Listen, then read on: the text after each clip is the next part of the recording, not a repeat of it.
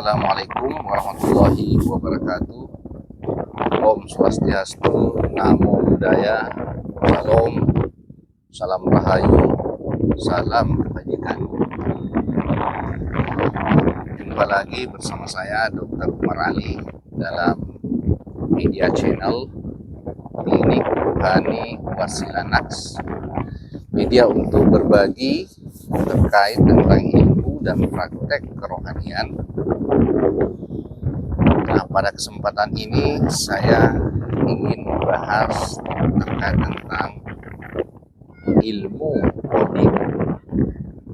Ini yang disebut dengan ilmu yang dibawa oleh para nabi dan rasul, sebuah ilmu yang mekanismenya melalui sebuah pewahyuan di dalam sistem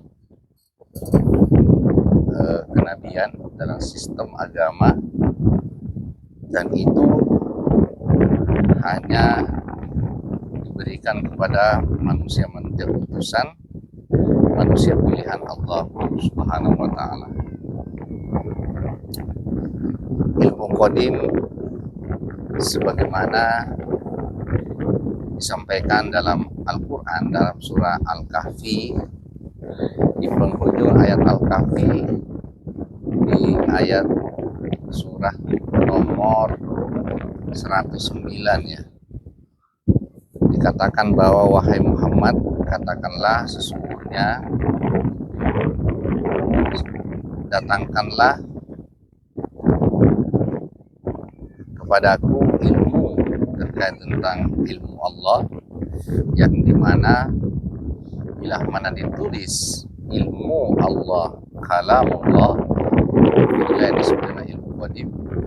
Maka seandainya air di lautan itu menjadi tinta dalam tulisan, menulis kalimat-kalimat Allah, maka itu tidak akan habis, bahkan sampai diganti sebanyak air di lautan. Baik, pada kesempatan ini begitu ayat ini begitu punya makna kias, alegori, memberikan sebuah majas kepada kita terkait tentang kalamullah, ilmu Allah yang disebut dengan ilmu qadim. Ini ilmu di atas ilmu dunia yang biasa disebut dengan ilmu metafisika ultra. Sehingga para nabi dan rasul sepanjang perjalanan histori kenabian dan kerasulannya hampir membawa entitas eskatologi agama, baik itu terkait tentang keimanan dan keyakinan terkait tentang surga, neraka, akhirat, bagaimana Nabiullah Muhammad dengan Isra Mi'raj, semuanya melalui sebuah ilmu atau jalan yang disebut dengan jalan qadim. Berbeda dengan ilmu dunia yang baharu, ya seperti manusia pada umumnya.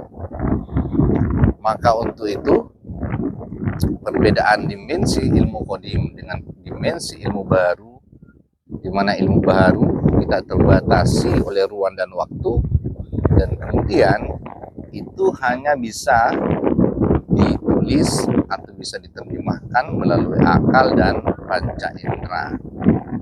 Sedangkan ilmu qadim, ilmu kalamullah yang tidak terbatas ruang dan waktu, dan itu sifatnya qadim, tidak ada awal dan tidak akhir. Itulah sifat Allah yang merujuk kepada kemahabesaran Allah Subhanahu wa Ta'ala, yang undeskripsi, undefinisi, unlimited, yang disebutkan dalam Al-Quran, laisa kamitslihi syai'un lam yakul lahu kufuwan ahad. Tetapi di dalam Al-Quran juga diperjelas dalam surah yang menjelaskan tentang terkait tentang ilmu roh atau ilmu rohani, hanya sedikit yang diberikan kepada manusia.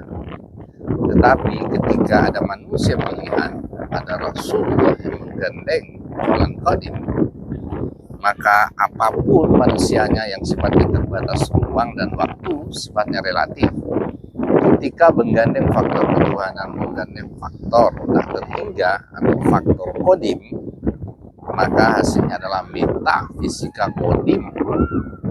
Maka akan terbuat terkait tentang ilmu qadim, jalan qadim, dan bagaimana Allah menurunkan rahmat, karunia dan ridhonya melalui jalan qadim. Inilah yang harus dicari seluruh manusia untuk bisa kembali mengenal Allah dan kembali untuk bisa mendapatkan jalan bulan ke hadirat Allah Subhanahu wa taala. Sekarang kita di pentas akhir zaman, manusia sudah terlena dan tertipu dengan sihir Dajjal, di mana Dajjal sistem yang telah membawa jauh alam kesadaran manusia, menjauhi Tuhan, menjauhi alam qadim, alam di atas sadar, menuju alam yang maha sadar ke hadirat Allah. Oleh sebab itu, dengan ini satu-satunya jalan kita yang di dunia relatif menjangkau Allah yang maha qadim, yang maha mutlak, maka jalannya adalah jalan qadim dan jalan mutlak. Itu adalah rumusan formula dimensional yang secara logis, nalar, itu harus ditempuh oleh manusia. Maka jangan pernah merasa cukup dengan agama hanya bertumbuh pada syariat, pada cerita, dongeng, hafalan, semuanya adalah ilmu akal. Begitu kita tidur, akalnya mati, akalnya lumpuh, tidak sadar, maka semuanya hilang. Tapi dengan ilmu qadim, ilmu yang diturunkan oleh Allah Subhanahu wa taala kepada seluruh manusia-manusia pilihan, hamba-hambanya, maka disitulah akan terjadi full kesadaran. Itulah kesadaran ruhani, kesadaran qadim, karena sudah terkapsul dengan dimensi qadim, dimensi ruhani. Oleh sebab itu, pada kesempatan ini, mari kita menggunakan waktu dan berlomba-lomba, mumpung kita dipertemukan dengan jalan qadim, dengan guru qadim.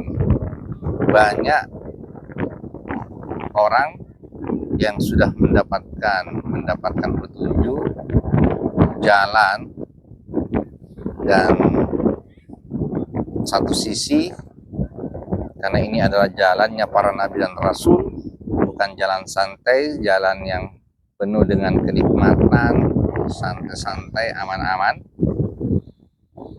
Tapi inilah jalan terjal yang dibawa oleh para nabiullah dan para rasulullah. Oleh sebab itu, buat seluruh teman-teman jamaah, seandainya kita masih berkutat pada kesadaran akal, maka yakin dan percaya dengan bimbingan guru rohani, mau tidak mau kita akan mengalami yang namanya fase titik kejenuhan atau titik bosan. Kenapa? Karena kita masih bertumpu pada alam kesadaran baharu kita. Berjuanglah, mari kita sama-sama memenuhi semua visi dan misi ketuhanan dengan bertumpu pada kesadaran di atas akal, yang tidak lagi berpikir, tidak lagi menggunakan analisa, karena kita sudah mentok pada metodologi yang sudah logis, nalar tinggi, presisinya sangat kuat. Maka prakteknya adalah jangan menggunakan akal pikiranmu, karena pasti kita akan terfilter, kita akan terkoreksi cepat atau lambat. Dan janji Al-Quran, barang siapa yang melewati jalan qadim ini, yang pasti butuh perjuangan yang sangat kuat, yang sangat intens. Dan janji Allah, bila mana kita keluar dari jalur guru qadim ini, yang sezaman, yang hidup di zamanmu sendiri, di dimensi zahirmu sendiri, bukan pada guru rohani yang hanya tinggal nama, tinggal cerita, tinggal dongeng orang lain, tapi itu nyata real kita yang melakoni, dan kitalah pelakonnya dengan guru zahir kita. Mari berjuang sama-sama, kita tegakkan kembali agama Allah, kalimat Allah, karena inilah momentumnya. Mari kita bersama-sama memenuhi visi dan misi ketuhanan. Akhirul kalam, semoga bermanfaat. Ilahi anta maksudi wa ridho kamantubi. Assalamualaikum warahmatullahi wabarakatuh.